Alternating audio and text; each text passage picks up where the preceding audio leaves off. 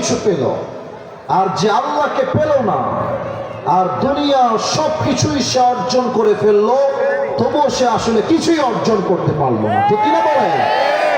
আল্লাহ মিলা তো সব কুছ মিলা, আল্লাহ না মিলা তো কুছ ভি না মিলা। The main destination is Allah subhanahu wa ta'ala.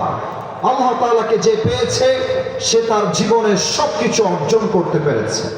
এবার আসুন আমরা আল্লাহকে পাওয়ার জন্য 7টা আমল আজকে জানবো। সার ভাইয়েরা আমার 7টা আঙ্গুল দেখবেন সবাই। এবার আমাকে জবাব দেন, আল্লাহকে পাওয়ার জন্য আজ এই মাহফিলে আমরা কয়টা আমল জানবো? 7টা। আওয়াজটা সার হয় নাই, যশোরের হয় নাই। কয়টা? 7টা। আরো জোরে, কয়টা? 7টা। 1 নাম্বার আমল হলো, যেই বান্দা আল্লাহর সবচেয়ে প্রিয় এবং খাঁটি বান্দা হতে চায়, প্রথম শর্ত হলো you have to clean your heart. 1 number শর্ত, আত্মার পরিশুদ্ধি করতে হবে। আত্মা যার ঠিকঠাক তার সব ঠিকঠাক, আত্মা যার নষ্ট তার পুরো দেহটাই নষ্ট। ঠিক না বলেন? আচ্ছা, আপনারা দেখবেন যে আগে 5 আগস্টের আগে অনেক নেতা ছিল, উপরে ফিটফাট, ভেতরে পুরোটাই সদরঘা। এবং অনেক নেতাকে আমি দেখেছি যারা অজু ছাড়া নামাজ পড়তো, আমি নিজের চোখে দেখেছি। আপনারা একটা নাম বলবো, বজলুর রশিদ হুজুরের নাম কি কেউ শুনেছেন? ওনার বাসা উত্তরবঙ্গের বগুড়ায়। উনি একটা মাহফিল করতে গিয়েছেন, হয়তো বা টাঙ্গাইল বা সিরাজগঞ্জে, যে কোনো একটা জেলায় তিনি গিয়েছেন। তো রাত বাজে 12টা, এক নেতা এসেছে মাহফিলে অংশগ্রহণ করবার জন্য অতিথি হিসেবে। তো নেতা সাহেব যখন এসেছে, কিছু চামচা থাকে নেতার, সবসময় থাকে, স্লোগান দিচ্ছে, আমার নেতার আগমন, শুভেচ্ছা স্বাগত। আমার নেতার চরিত্র ফুলের মতো পবিত্র, নামাজ পড়ে না এখন। তখন নেতা সাহেব এসেছেন, এসে হুজুরের ডান দিকে, আমার হুজুর যেমন আমার ডান দিকে বসে আছেন, এখানে বসে গেছেন নেতা সাহেব। এসে বলছে, ওই কমিটির লোকেরা, আমাকে এখনই মাইক দেওয়া লাগবে, আমার সময় নাই, আমাকে বাহিরে যাওয়া লাগবে। তো মাইকটা তাকে দিয়েছেন। নেতা সাহেব সালাম কালাম কিছু নাই, প্রথমেই শুরু করেছে, আমার ভাইরা, নামাজ নামাজ নামাজ, নামাজ ছাড়া জীবনে কোনো গতি নাই, নামাজই একমাত্র সফলতার মাপকাঠি। এত নামাজ নামাজ বলছে, হুজুর তো তাকে অবাক হয়ে গেছে, আর বলছে, হুজুর यार ये तो जन्नत से भाग के दुनिया में आई है, এত ভালো নেতা আমি আজীবনেও দেখি নাই। তো নেতা সাহেব বস করে নেমে গেছে নিচ দিয়ে। নেতার একজন চামচা ছিল হুজুরের পেছনে দাঁড়িয়ে দাঁড়িয়ে নেতার প্রোটোকল দিচ্ছিল। তো নেতা সাহেব যখন ডান দিক দিয়ে নেমে গিয়েছে, হুজুর বলছে, আজকে আমার খবর নেওয়াই লাগবে নেতা আসলেই নামাজ পড়ে কিনা। তো যেই চামচা পেছনে ছিল ওর হাত ধরছে, কিরে তোর নেতা যে পরিমাণ নামাজের কথা কইল, কমপক্ষে তো 70-80 রাকাত তাহাজ্জুদ অবশ্যই পড়ে, কিরে কি খবর বল নেতা। তো ছেলে বলছে, হুজুর এটা মুখে বলা যাবে না, কানে কানে বলতে হবে। তো হুজুরের কানে কানে ছেলেটা বলছে, হুজুর এটা বগুড়ার ভাষায় বলছি, আপনারা রাগটা কইলেন না। ছেলেটা বলছে, হুজুর কিসের 70 রাকাত তাহাজ্জুদ, এই নেতার সঙ্গে 5 দিন একসঙ্গে আছি ভোট সামনে, এই শালা এক ওয়াক্ত নামাজ পড়ে না। তার মানে কি বুঝলেন? নেতার উপরে ফিটফাট, কিন্তু নেতার ভেতরে আত্মাটাই নষ্ট। যুবক ভাড়া ঠিক কিনা বলো? তবে এই আত্মা হলো 3 প্রকার। বলতে হবে সবাইকে, কয় প্রকার?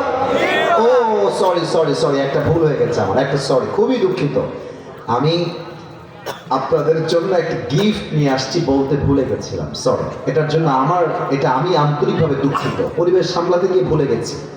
আমি আমার নিজের একটা টুপি নিয়ে আসছি গিফট দেওয়ার জন্য, নিবেন আপনারা?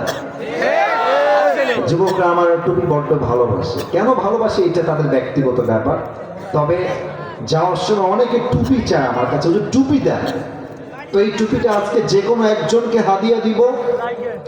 শর্ত একটা, জাস্ট একটাই শর্ত, একটা শর্ত মানলেই টুপি তোমার হয়ে যাবে। শর্ত একটা, শোনো, আমি যে 7টা আমল কোরআন থেকে হাদিস থেকে রেফারেন্স ভিত্তিক বলবো, তুমি চাইলে মোবাইল ফোনে নোট করতে পারো, অথবা তুমি চাইলে কাগজে কলমেও লিখতে পারো, অথবা তুমি চাইলে ব্রেইন দিয়ে মুখস্থ করতে পারো। আমি শেষে গিয়ে বলবো 7টা আমল কে বলতে পারবে, দাঁড়িয়ে যাবা, বলে দিবা এই টুপি আমি আসিফ হুজুর তোমাকে পড়ায় দেবো। আর একটা কথা, এটা কিন্তু কোনো নর্মাল দোকানের টুপি না, না এটা ভাব নিচ্ছি না, অহংকার না, এটা আমি নিচে আমার নিজের জন্য অর্ডার দিয়ে পাকিস্তানের কোম্পানি থেকে নিজে নিয়ে আসছি, পাকিস্তান থেকে অর্ডার দিয়ে। দাম অনেক বেশি, দাম বলা উদ্দেশ্য নয়, হাদিয়ার দাম কম হোক কিংবা বেশি হোক, হাদিয়ার মান অলওয়েজ হায়ার লেভেলের, ঠিক আছে কিনা বলো? তো এই টুপিটা যে কোনো একজনকে দিব। 7টা আমলের কথা শুরু হয়েছে, কেউ যেন ডান বাম না হয়, সবাই তাকবীর দেন, নারে তাকবীর। এই আত্মা হলো মোট 3 প্রকার। 1 নাম্বার হলো সুস্থ আত্মা, 2 নাম্বার অসুস্থ আত্মা, 3 নাম্বার হলো মৃত আত্মা। সুস্থ আত্মা কাকে বলে? সারসার ভাইরা দিল দিয়ে শুনবেন, যেই মনে অহংকার নাই, হিংসা নাই, বিদ্বেষ নাই, এটা হলো সুস্থ আত্মা। অসুস্থ আত্মা কাকে বলে বোঝার জন্য একটা এক্সাম্পল দিব, উদাহরণ দিব, মন দিয়ে শোনেন। আমরা যেই সালে আছি এটা হচ্ছে 2025 সাল। মুরব্বীরা আমার কথা খুব ভালো বুঝবেন, আমার মায়েরা কথাটা ভালো বুঝবেন যুবকদের চাইতে। এই পয়েন্ট, 1925 সাল যখন ছিল, আগের 50 বছর 100 বছর আগের কথা।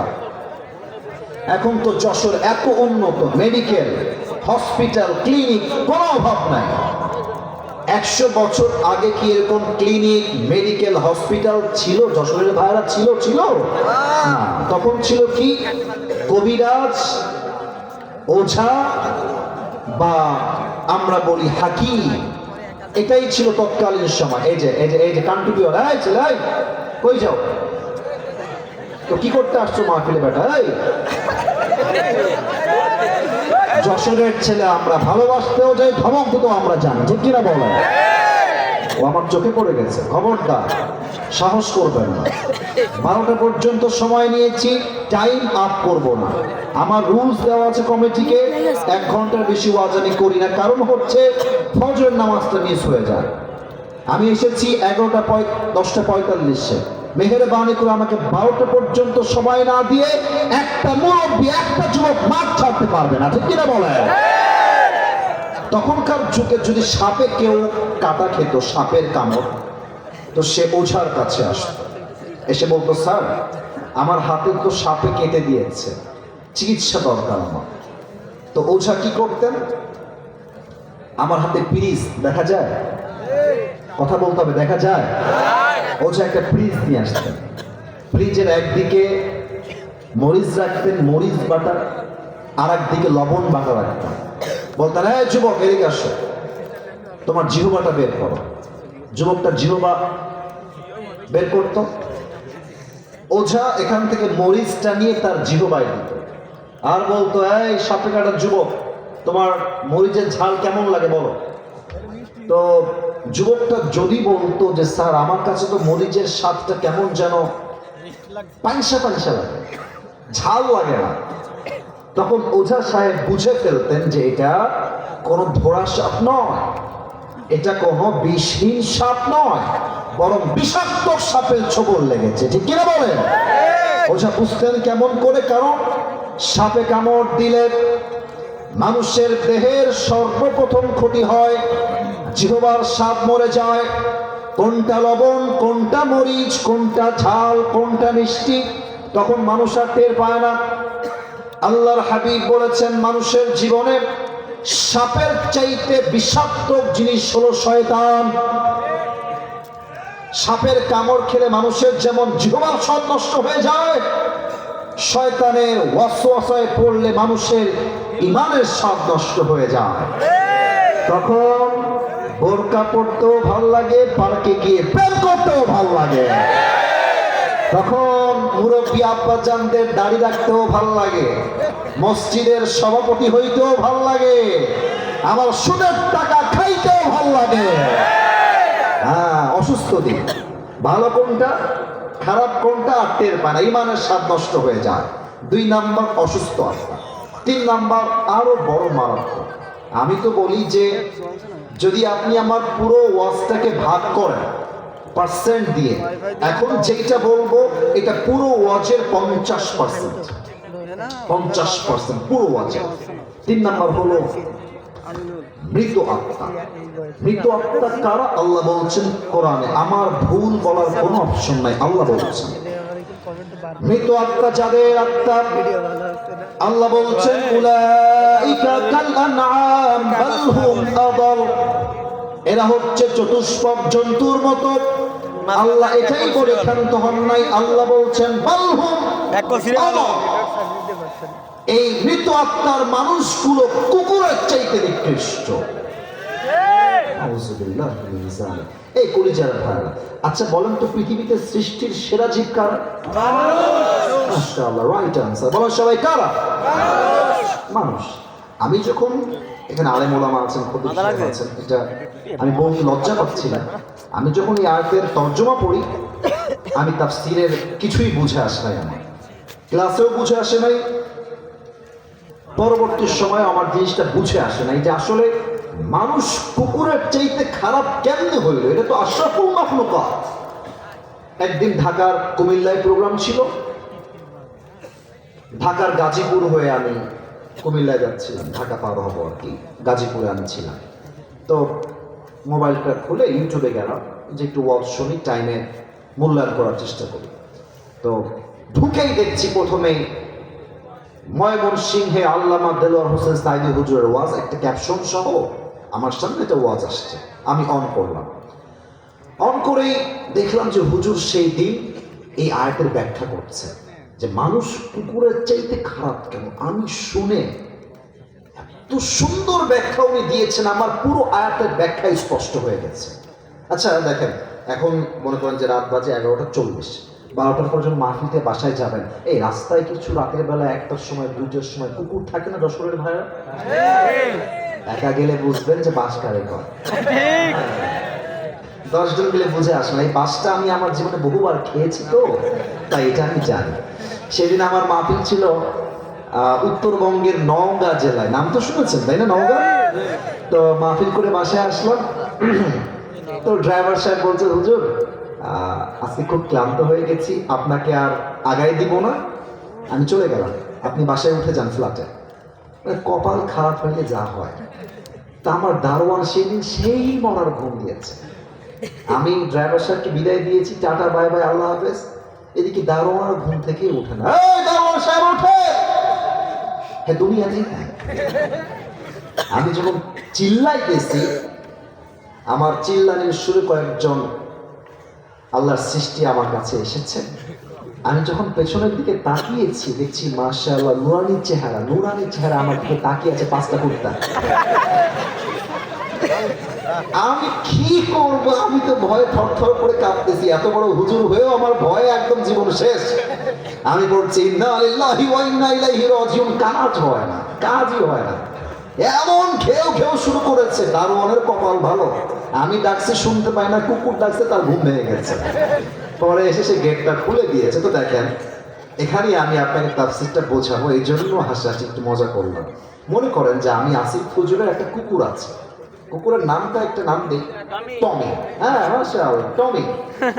তো দেখেন, এই যে আমার ডান হাত দেখেন, সারসার ভাই, 2টা লাইট এবং মাঝে একটা লাইট, মোট 3টা লাইট এখানে আছে, দেখা যায়? 3টা লাইট আছে। আচ্ছা, এবার একটু এক্সাম্পল বুঝবেন। ওই সামিয়ানার বাহিরে, পর্দার বাহিরে পুরোটাই অন্ধকার, কিছু দেখা যায় না।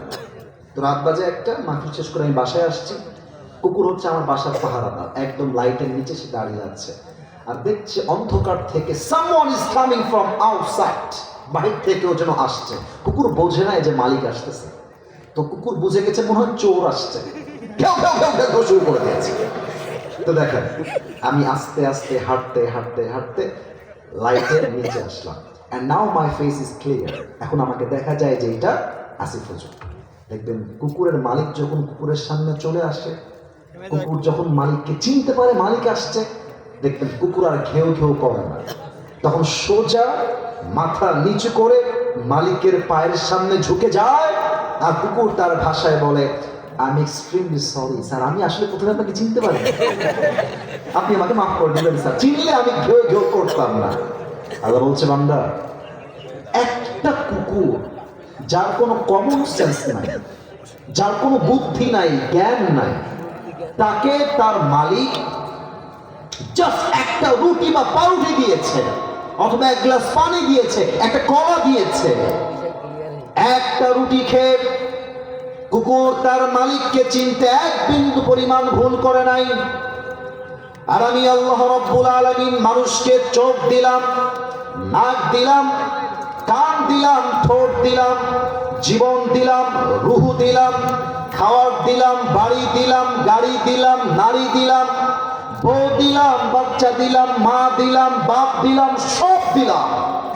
এই নিমক খারাপ মানুষগুলো সবাইকে চিনলো, বাট যে মালিক তাকে এত কিছু দিল, সেই মালিককে সে চিনল না, সে কুকুরের চাইতে নিকৃষ্ট হয়ে গেল। উলাইকা কাল আনআম বাল হুম আদাল, এই মানুষগুলো কুকুরের চাইতে খারাপ। আল্লাহ যেন আমাদের সবাইকে ভালো মানুষ হওয়ার তৌফিক দান করে। আমিন। ওই যুবকদেরকে দেখবেন যে মাঝে মাঝে বলবেন যে, চল আজকে আসরের নামাজটা জামাতে পড়ে আসি। বলবে যে, হুজুর আমার প্যান্ট খারাপ। প্যান্ট খারাপ আছে আছে আছে আছে আছে, অনেক যুবক আছে প্যান্ট খারাপ। আসলে প্যান্ট খারাপ না, চরিত্র খারাপ, ঠিক কিনা বলেন? কিন্তু এই তাফসীর করতে গিয়ে যে আমার একটা গল্প মনে পড়ে গেল, বলা যাবে না মনে হয় না? না থাক, বাদ দেন, রাত হয় না, রাত হয়ে গেছিল, বলা যাবে না মনে হয়।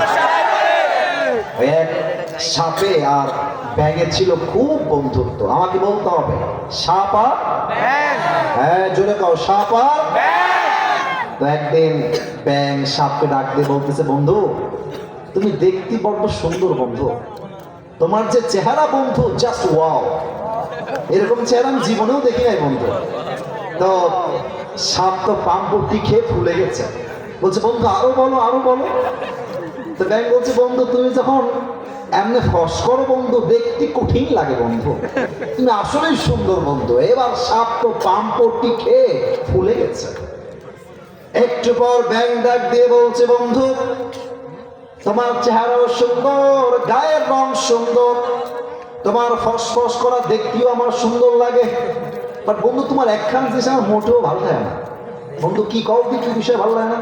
তো বলছে যে, বন্ধু তুমি যখন রাস্তা দিয়ে হাঁটো, এই সোজা হয়ে হাঁটো না, কেমন ত্রিং বিং করে হাঁটো।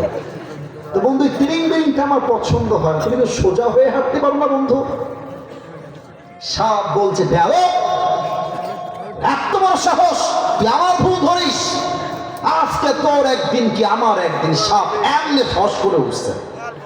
ব্যাঙ বলছে, বন্ধু তুমি তো লোক সুবিধার না, তোমার এত বড় প্রশংসা করলাম, তোমার গায়ে ঠেকলো না, তোমার একখান বদনাম করলাম, তোমার গায়ে লেগে গেল বন্ধু, তুমি তো লোক সুবিধার না। ব্যাঙ রাগ করে দিয়েছে, একলা পড়ছে পুকুরের ভেতরে। এখন পাশে ছিল এক রাখাল। রাখাল বলছে, ফস ফস করে উঠলো কিডারে, মানে কিডা। দৌড় দিয়ে আসছে রাখাল মামা, এসে দেখছে মাশাআল্লাহ সাপ মামা এভাবে ফস করে ফেনা তুলে আছে। রাখালের হাতে ছিল বিশাল লম্বা একটা লাঠি। রাখাল বলছে, দেরি না করে বিসমিল্লাহ বলে শুরু করা যায়। এবার রাখাল মাশাআল্লাহ সাপ মামাকে ধরে পিটা, সেই পিটা 5 মিনিট পিটা, সাপটা একদম সোজা করে ফেলছে, একদম সোজা। এখন সাপ সোজা হওয়ার পর আর কোনো কথা কয় না। এখন ব্যাঙ যে সে পুকুরে পড়ছিল, ব্যাঙ কয়, কি আর বন্ধু গেল কোহানে, বন্ধু কথা কয় না কিসের জন্য, বন্ধু গেল কোহানে আমার। এখন ব্যাঙ লাফ দিয়ে উঠে আসছে, এসে দেখছে বন্ধু আর ত্রিং ব্রিং নাই, বন্ধু সোজা হয়ে গেছে। কিরে ব্যাঙ বলছে, কিরে বন্ধু সোজা হলো কেন বেলা? দৌড় দিয়ে আসছে ব্যাঙ সাপের কাছে, এসে দেখছে বন্ধু আর জিন্দা নাই। বন্ধুর সাপের ফেনা মেনা বিষ বের হয়ে বন্ধু দুনিয়ার থেকে বিদায় নিয়ে পটল তুলেছে। এবার ব্যাঙ বলছে, বন্ধু আপনি সেই সোজা হইলেন, তবে ফেনা থাকতে আরো সোজা হইতে পারলেন না, ফেনা বের হয়ে সোজা হইলেন, ঠিক কিনা বলে? তো যুবক, তুমি একদিন নামাজি হবা, একদিন তুমি হারাম থেকে বের হয়ে আসবা, তবে ওই যে যৌবনের বিষ বড় মারাত্মক বিষ, এই বিষ হাজার হাজার যুবককে ফজরের নামাজ জামাতের সঙ্গে পড়তে দেয় না, ঠিক কিনা বলেন? বলে এক নাম্বার, আপনার আত্মা পরিশুদ্ধি করবেন এক সপ্তাহের জন্য, আওয়াজ দিয়ে বলেন সবাই, তিনি কে? দুই নাম্বার আমল হলো, যেই বান্দা আল্লাহর কাছের বান্দা হতে চায়, قل إن كنتم تحبون الله فاتبعوني يحببكم الله। আল্লাহ তাআলা বলছেন, নবী আপনি বলে দেন, তারা যদি আমি আল্লাহর ভালোবাসা চায়, তারা যদি আমি আল্লাহর কাছের বান্দা হতে চায়, তারা যেন আপনাকে ভালোবাসে, যে আপনাকে ভালোবাসবে তাকে আমি আল্লাহ নিজেই ভালোবাসবো। সুবহানাল্লাহ। এবার একটা রিভিউ চাই সবার থেকে। এই যুবক ভাইরা, মুরব্বীরা, মায়েরা বোনেরা দরকার নেই, আপনারা বললেই হবে। এই যে আমার মুখে মাইকটা একটু হটাই, এটার নাম কি? ডানে আওয়াজ আছে, এটার নাম কি? আচ্ছা, আপনারা যতটুকু আমাকে দেখা যায়, যতটুকু দেখা যায় আমাকে বলেন তো, এই দাড়িটা নবীর সুন্নাহের ভালোবাসা আমি আসিফ হুজুর রেখেছি, সত্য কথা ওয়াল্লাহি আল্লাহকে সাক্ষী রেখে বললাম, আমাকে দাড়ি রেখে কোনোভাবে আনস্মার্ট লাগতেছে না? এটা তো আস্তে হয়ে গেল, আনস্মার্ট লাগতেছে। যুবকরা একমত হবো আমার সাথে, কিছু মেয়ে দেখবা এই দাড়ি দেখলে কেমন যেন একটু চুলকানি শুরু হয়ে যায়, দাড়ি এরা পছন্দ করতে চায় না। বলবে দাড়ি দেখে যখন বিয়ে করতে যাবা, মেয়ে দেখতে যাবা, দেখবা মেয়েটা বলবে, আচ্ছা দাড়িটা কি কাটলি হয় না? আপনাকে দেখতে কেমন যেন মুরব্বি চাচা চাচা লাগছে, এটা কাটলে ভালো হতো। তুমি কি বলবা আজকের ওয়াজ সেখানে? বলবা আমি আমার নবীর ভালোবাসায় দাড়ি রেখেছি, যেই মেয়ে আমাকে দাড়ির জন্য বিয়ে করতে চায় না, সে আমার বউ হওয়ার যোগ্যতাই রাখে না। এবার বলেন তো, আমার নবীর মুখে লম্বা লম্বা চাপ দাড়ি ছিল কি ছিল না? আমার নবীর মতো সুন্দর এই তল্লাটে দ্বিতীয় আর কেউ কি হতে পারে?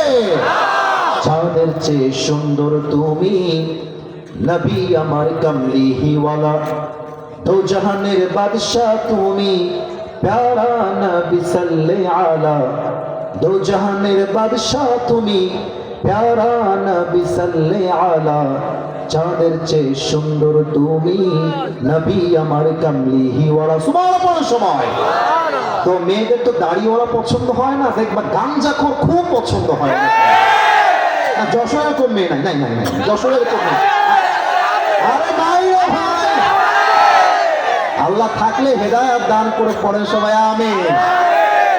যারা গাঞ্জাখোর পছন্দ করে এরা সেই লেভেলের বাস খায়, কারণ গাঞ্জাখোর তো নিজের জীবনের মূল্য নিজেই বুঝে না, তার বইয়ের মূল্য বুঝবে কেমন করে? আমি আমার বন্ধুদেরকে বলবো, টাকার চিন্তা বাদ দিয়ে দেন, গাঞ্জাখোরকে পছন্দ করা বাদ দিয়ে দেন, বিয়ের জন্য একমাত্র আদর্শবান যুবককে আপনার বিয়ে করতে হবে। যুবক আল্লাহ মেয়েদেরকে বোঝার তৌফিক দান করুন, পড়েন সবাই আমিন। দুইটা আমল হলো, আর পাঁচটা আমল আছে। রাত বাজে 11:52, আর পাঁচটা আমল বলা যায় নাকি যায় না? 3-4 জন লোক আমার বলার পরেও উঠে গেছে, এটা আমি সচক্ষে দেখেও চুপ ছিলাম। কারণ হলো, সবাই কিন্তু আসলে ওয়াজ শুনতে মাহফিলে আসে না, কেউ কেউ আসে বক্তার চেহারা দেখার জন্য, মাহফিলে ভাজা খাওয়ার জন্য, তাই না? বাট এখন যারা এসেছে 1 ঘন্টা ধরে বসে আছে, এরা আসিফ হুজুরের চেহারা দেখার জন্য আসে নাই, একমাত্র আল্লাহর জন্য মাহফিলে অংশগ্রহণ করেছে। 3 নাম্বার আমল হলো নামাজ। নামাজ নাই যার, ইমান নাই তার, নামাজ নাই যার, আল্লাহর বন্ধু হবে না তার। আপনারা সবাই আজহারি হুজুরের নানা শ্বশুর নাম হচ্ছে গোলাম সরওয়ার সাইদি হুজুর, নাম শুনেছেন? আমার চাইতে আরো সুন্দর চেহারা ওনার, 50 বছর প্লাস তার বয়স।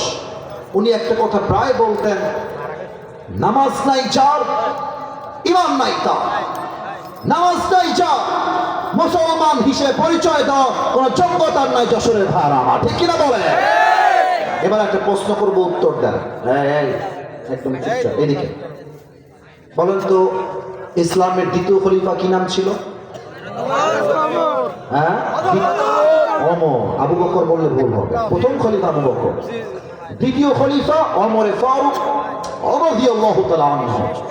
আমি যতগুলো হাদিস উল্লেখ করবো, এটা হচ্ছে আমার সর্বশেষ হাদিস। শেষ ভালো যার, সব ভালো তার। এই হাদিসটা আমার কলিজার থেকে শ্রবণ করবে। ওমরে ফারুকের কাছে একজন যুবক আসছে, তার নাম হচ্ছে আবু লু আল মাজুসি। সে একজন আগুনের পূজারী। এসে বলছে, ওমর, তোমার কাছে তো অভিযোগ নিয়ে আসছি, আমার অভিযোগটা তোমাকে শুনতে হবে। বলছে, কি অভিযোগ বলো আমাকে। তো যুবকটা বলছে, ওমর, আমার যে মালিক আছে সে প্রত্যেক দিন আমার কাছে 6 দিরহাম চার্জ করে। বলেন সবাই আমার হাতের দিকে তাকিয়ে, কয় দিরহাম? তো আপনি এটা কমায় দেন, 2 দিরহাম করে দেন, আমি এত দিরহাম দিতে পারবো না, কমায় দেন। তো ওমরে ফারুক বলছে, ঠিক আছে কমায় দিব, তবে আমাকে জানতে হবে যে তুমি কি ব্যবসা করো, তোমার জবের উৎস কোথায়, আয় করো কেমন করে। ওই যুবক ডাক দিয়ে বলছে, ইয়া খলিফাতুল মুসলিমিন, আমার ব্যবসার সোর্স হলো খঞ্জর বা চাকু। প্রত্যেকটা আরব সর্দারের জন্য আমি সবসময় চাকু তৈরি করি, বিশাল লম্বা লম্বা খঞ্জর। খঞ্জর কাকে বলে? আমার ডান হাত দেখবেন, look at my right hand. এখানেও চাকু, এখানেও চাকু। মাকবাদাতুহু ফি ওয়াসাতি, হ্যান্ডেলটা হচ্ছে মাঝখানে, এটার নাম হচ্ছে আরবিতে খঞ্জর। বলছে, ও মাশাআল্লাহ, তুমি খঞ্জর বানাও? তোমার তো 1 টাকার ব্যবসা নয়, লাখ লাখ টাকার ব্যবসা। এই মিয়া, তোমার তো 6 দিরহাম নয়, তোমার তো 10 দিরহাম চার্জ হওয়ার কথা। এই কথা শুনে কাফেরটা রেগে মেগে ফায়ার। হ্যাঁ ওমর, সবাই যেহেতু মুসলমান ঘরের সন্তান, তাই তুমি সবার বেলায় নরম, আর আমি যেহেতু কাফের, তাই তুমি আমার বেলায় গরম, তাই না ওমর? এবার দেখেন কাফেরটা কি বলছে। আমরা মাঝে মাঝে হুমকি দেই না, হ্যাঁ তোকে দেখে নিব রে।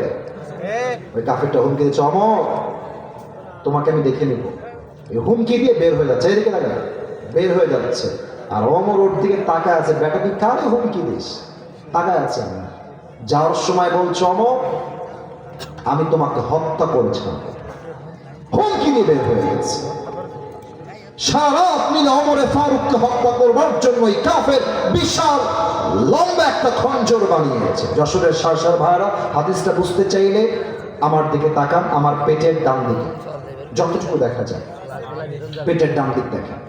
প্রত্যেকটা আরব সর্দারের পেটের এই ডান দিকের এই জায়গাতে একটা খাপ থাকতো, ছুরি রাখার খাপ। শত্রুপক্ষকে অ্যাটাক করবার জন্য অথবা শত্রুপক্ষের অ্যাটাককে ডিফেন্স করার জন্য তার ছুরি ব্যবহার করত, ডানে থাকতো খাপ। তো এই যুবকটা বিশাল লম্বা খঞ্জর বানিয়ে খাপটা পেটের ডান দিকে রেখেছে। এখন প্ল্যান করছে, আমি যদি এভাবেই হত্যা করতে যাই আমি হত্যা করতে পারবো না। প্ল্যান করছে কেমনে মারা যায়। এবার দেখেন তো আমার দিকে, এইটা আমার গায়ে কি, এই যে বুঝেও কথা কষ্টেন না কিছু জন্য ভাই, কম এটা কি? চাদর। দেখেন আমি হাদিসটাকে অভিনয় করে বোঝাচ্ছি। ওই কাফেরটা পেটের ডান দিকে ছুরি রেখেছে, একটা চাদর নিয়ে আসছে বিশাল লম্বা। চাদরটাকে এমনি ঝুলিয়েছে মেয়েদের নেকাবের মতো। ঝুলানোর পরে এই ডানের যে অংশ চাদরের, এই যে ডান দিক দেখেন, এইটাকে সোজা মেয়েদের নেকাবের মতো পুরো মুখ ঢেকে ফেলেছে। কেউ তার চেহারা দেখতে পাচ্ছে না, জাস্ট চোখ দেখা যায়। ফজরের আজান যখন হয়ে গেল, অন্ধকার রাত, ওই কাফের একজন মুনাফিকের ছদ্মবেশে ওমরে ফারুকের পেছনে মুসল্লি হয়ে নামাজ পড়তে আসছে। ওমরে ফারুক যখন মসজিদে প্রবেশ করলেন, ডাক দিয়ে বলছেন, ও সাহাবা একরাম শোনো শোনো, সফু সুফুফাকুম, কাতার সোজা করো, কাঁধে কাঁধ মিলিয়ে দাঁড়াও, আল্লাহু আকবার। ওমরে ফারুক নামাজ শুরু করলেন, সানা পড়লেন, সূরা ফাতিহা পড়লেন, এরপর তিনি কিরাত মিলালেন। এবার তিনি আল্লাহু আকবার রুকুতে গিয়েছেন। যখন তিনি রুকুতে গিয়েছেন, পেছন থেকে ওই কাফের চাদরটাকে এমনি ধরে উড়াই দিচ্ছে, আর ওমরের সামনে চলে আসছে, আর পেট থেকে লম্বা ছুরিটা বের করে এমনি তাক করে ধরে আছে। ওমরে ফারুক জাস্ট বলবে সামিআল্লাহু লিমান হামিদা, সঙ্গে সঙ্গে ওমরের পেটে সে আঘাত করবে। একদম ওর পেটে দাঁড়িয়ে আছে। ওমরে ফারুক রাদিয়াল্লাহু তাআলা আনহু পড়ছেন সুবহানা রাব্বিয়াল আযীম, সুবহানা রাব্বিয়াল আযীম। তাসবিহ পাঠ যখন শেষ হয়ে গেল, ওমর ফারুক রাদিয়াল্লাহু তাআলা আনহু পড়লেন সামিআল্লাহু লিমান হামিদা। জাস্ট উঠেছেন, ওই কাফেরটা খঞ্জর দিয়ে ওমর ফারুকের পেটের এখান থেকে শুরু করে এই পর্যন্ত একটা কোপ দিয়েছে, এখান থেকে নিয়ে আবার একটা দিয়েছে, এখান থেকে ধরে আবার একটা পোস্ট দিয়েছে। তিনটা চাকুর আঘাতে হাদিসে আসছে ওমর ফারুকের পেটটা কেটে নাড়িগুলি সবগুলো বাহিরে বের হয়ে গেছে।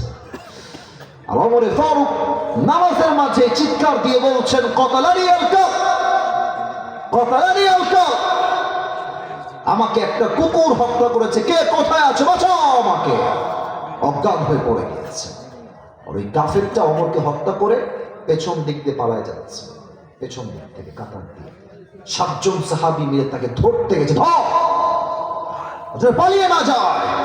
যখন ধরতে গেছে, কেমনে বলবো হাদিসটা আপনাকে, ওই কাফের তার খঞ্জরটা এমনে ধরে যাকে সামনে পেয়েছে, কারো নাকের উপরে, কারো গলার উপরে, কারো বুকের উপরে, কারো পেটের উপরে এমনে এমনে ছুরি চালাইছে, যাকে যেমনে পাইছে অমনি আঘাত করেছে। 7 জন সাহাবী ছুরির আঘাত খেয়ে নামাজরত অবস্থায় শহীদ হয়ে গিয়েছে। আর ওমর ফারুক অজ্ঞান হয়ে পড়ে আছে, কোনো মতো ওনাকে নিয়ে ডান দিকে নিয়ে গেছে। নামাজ যখন শেষ হয়ে গেছে, সব সাহাবীরা দৌড় দিয়ে আসছে, ডাক্তারগুলো দৌড় দিয়ে আসছে, ওমরকে বাঁচাও। লম্বা ঘটনা শর্টকাটে বলছি। 2 জন ডাক্তার এসে ওমর ফারুক রাদিয়াল্লাহু তাআলা আনহুর পেছন থেকে পিঠটা ধরে এমনে উঠিয়েছেন, হালকা করে উঠিয়েছেন। এবার ওমর ফারুক রাদিয়াল্লাহু তাআলা আনহুর 2টা ঠোঁট, একটা নিচের দিকে দিয়েছেন, আর একটা উপরের দিকে দিয়ে ঠোঁটটা হালকা করে ফাঁকা করেছেন মুখে পানি দেওয়ার জন্য। এবার একটা পানির পেয়ালা নিয়ে এসে ওমর ফারুক রাদিয়াল্লাহু তাআলা আনহুর মুখের ভিতরে পানি দিয়েছে। আমি কেমনে বলবো যশোরের ভাইরা, ওমর ফারুক রাদিয়াল্লাহু তাআলা আনহুর গলা দিয়ে পানি নেমে, বুক দিয়ে পানি নেমে, পুরো পেট কেটে পানিগুলো গল গল করে রাস্তায় বের হয়ে পড়ে গেছে। সব দুধ পানি সব বের হয়ে যায়। সাহাবায়ে কেরাম বুঝে গেছে ওমর ফারুক হয়তো বা আর কখনো বেঁচে ফিরবেন না, এই তো তিনার হায়াত শেষ। একজন সাহাবী দূর থেকে দেখছেন যে ওমর ফারুক তার চোখটা জাস্ট, আমার চোখ দেখলে আপনাকে বোঝাইতে সক্ষম হব, আমি চশমা খুলে চোখটা দেখেন, জাস্ট চোখটা, আচ্ছা আচ্ছা থাক চিল্লাবেন না, একদম ছোট্ট করে খুলেছে। আর এক সাহাবী দৌড় দিয়ে আসছে, মা লেখাই ওমর, হে ওমর আপনার কি হয়েছে, কি লাগবে আমাকে বলেন। ওমর ফারুক কোনো কথাই বলছেন না, জাস্ট বলছেন কান ঠোঁট, কান ঠোঁট, কান ঠোঁট, তোমার কানটা আমার ঠোঁটের কাছে নিয়ে আসো, ফিস ফিস করে কথা বলবো।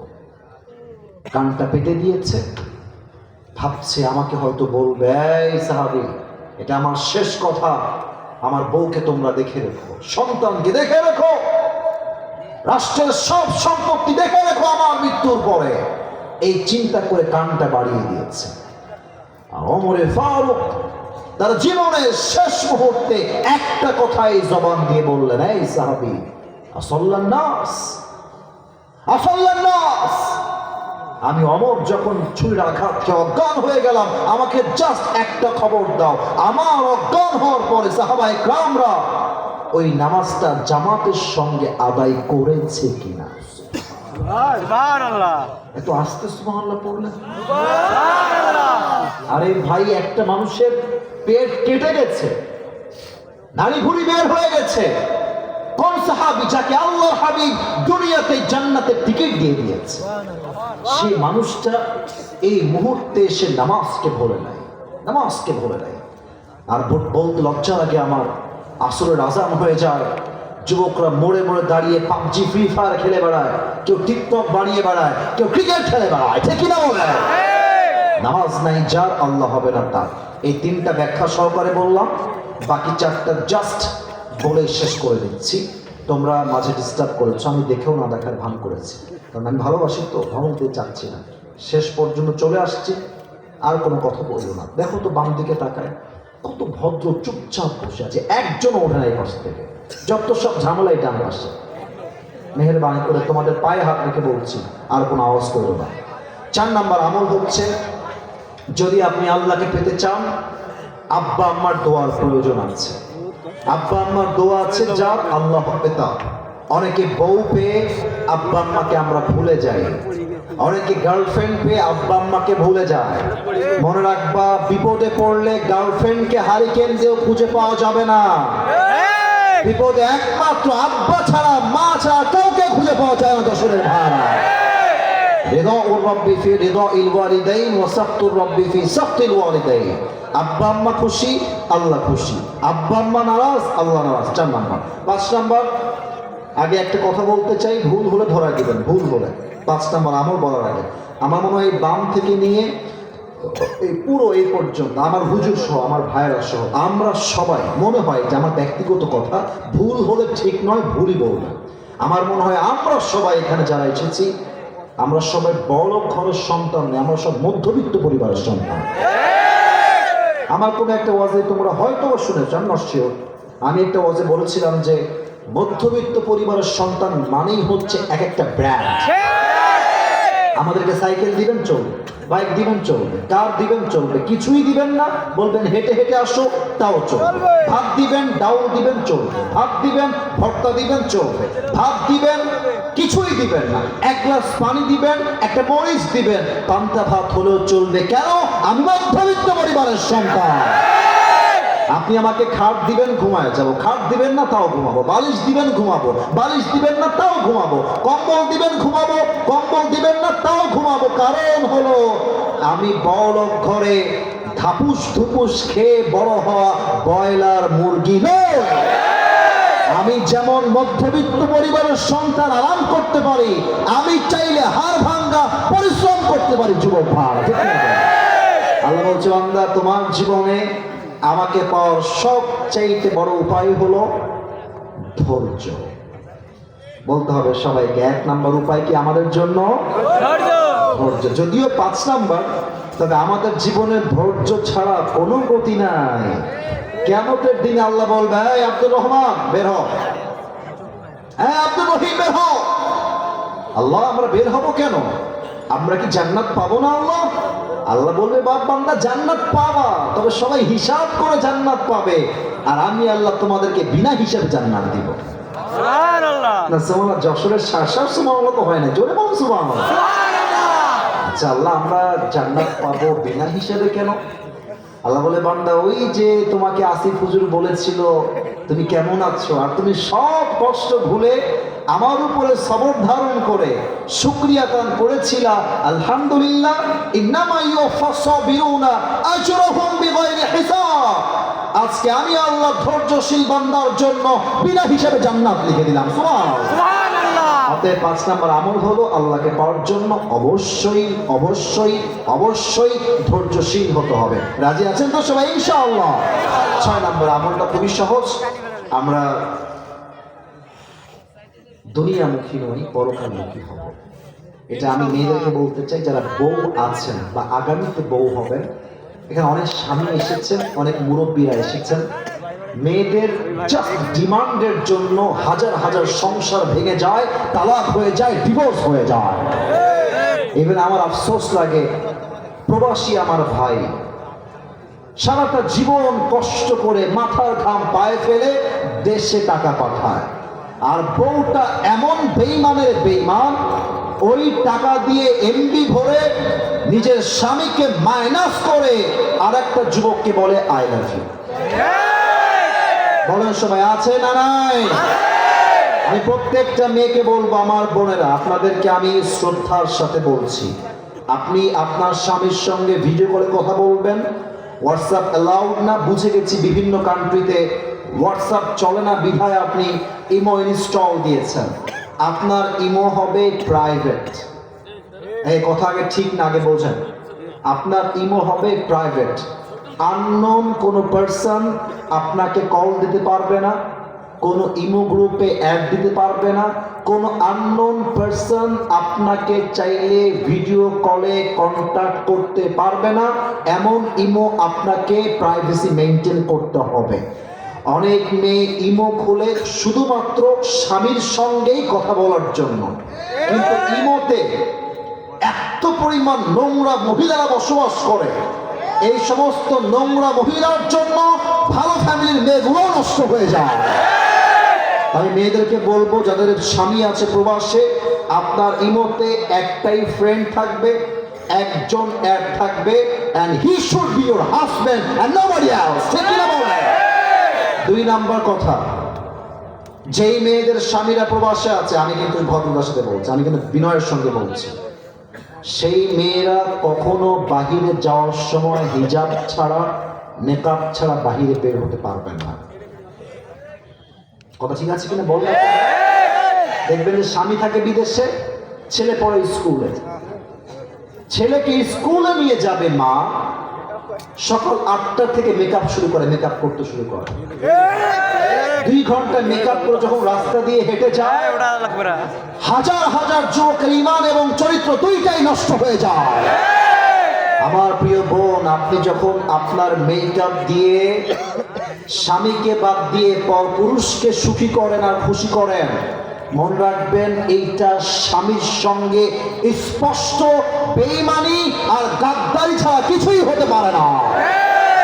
আর যারা প্রবাসে গিয়েছেন, প্রবাসে যারা আছেন স্বামীরা, আপনাদেরকে বলবো, আপনার বউ যদি বলে তুমি না আসলে আমার চরিত্র ঠিক থাকবে না, তুমি চলে আসো, আমি আপনাকে হাদিস দিয়ে বলছি, আপনি আসতে বাধ্য, আপনাকে আসতে হবে। এর কারণ কি? ঠিক না, আগে বোঝেন কারণটা কি। কারণ যেই ইনকাম করতে গিয়ে আমার বউয়ের চরিত্র নষ্ট হবে, সতীত্ব নষ্ট হবে, ওই ইনকামের মাথায় আমি লাথি মারি যুবক ভাই, আছে কিনা বলো? দরকার হলে দেশে আমি ভ্যান চালায় খাবো, ঝালমুড়ি বেচে খাবো, রিক্স চালায় খাবো, ধানের খেতে কাজ করে খাবো, তবে আমি এমন কোনো কাজ করবো না যেই কাজ করলে আমার বউয়ের চরিত্র নষ্ট হয়ে যায়। ঠিক কিনা বলে? আল্লাহ প্রত্যেকটা মেয়েকে পরকাল মুখী স্ত্রী হওয়ার তৌফিক দান করে, পড়েন সবাই আমিন। 7 নম্বর আমলটা বলবো, সবাই 2 হাত তোলেন, সবাই 2 হাত তোলেন, সবাই। আপনাদেরকে থ্যাংক ইউ সো মাচ, আপনার 12টা বেজে পার তাও থেকেছেন, এটা শুকরিয়া। 2 হাত তোলেন সবাই, 2 হাত তোলেন। এবার এই ডান হাতটা বুকে রাখেন, এই যে বুকে, মাশাআল্লাহ, সবাই আপনার আনুগত্যশীল। এটা হচ্ছে 7 নম্বর আমল, প্র্যাকটিক্যালি বলবো, সবাই আমার সঙ্গে ওয়াদা করবেন আল্লাহর সাথে। 7 নম্বর আমল হচ্ছে তওবা এবং ইস্তেগফার। তওবা কেমনে করবেন আমি শিখাই দিচ্ছি, বলেন সবাই আল্লাহ। একটু জোরে আল্লাহরে ডাকেন, এই বামের ভাইরা তোমরা আল্লাহকে ডাকো, কথা না বলে আল্লাহকে ডাকো, বলেন সবাই আল্লাহ। আমরা যশোরের সন্তান, ও আল্লাহ তোমার শাহী দরবারে দিল থেকে তওবা করলাম, ও আল্লাহ তুমি আমার জীবনে সব গুনাহ মাফ করে দাও। একবার সকলে জবান করে পড়েন তো আমি। তাওবার আরেকটা অংশ বাকি আছে, বলেন সবাই আল্লাহ। সাউন্ডটা খুব সুন্দর হচ্ছে, বলেন সবাই আল্লাহ। আমি ওয়াদা দিলাম অতীতে যে গুনাহ করেছি, আগামী ভবিষ্যতে সেই গুনাহগুলো আমি কখনো করব না, বলেন সবাই ইনশাআল্লাহ। শেষ হচ্ছে ইস্তেগফার। আমি একদম সময় নিব না, 30 সেকেন্ড লাগবে, একটু শিখে নেন, যদিও সবাই জানেন বলে আমার বিশ্বাস। একদম ছোট্ট করে পড়েন সবাই, আস্তাগফিরুল্লাহ। একটু জোরে বলেন আস্তাগফিরুল্লাহ। সর্বশেষ একটা শিখাই দিচ্ছি, সবাই পড়েন আল্লাহুম্মা গফিরলি। ও আল্লাহ আমাদের সবাইকে তুমি পরিপূর্ণরূপে মাফ করে দাও, সবাই পড়েন আমিন।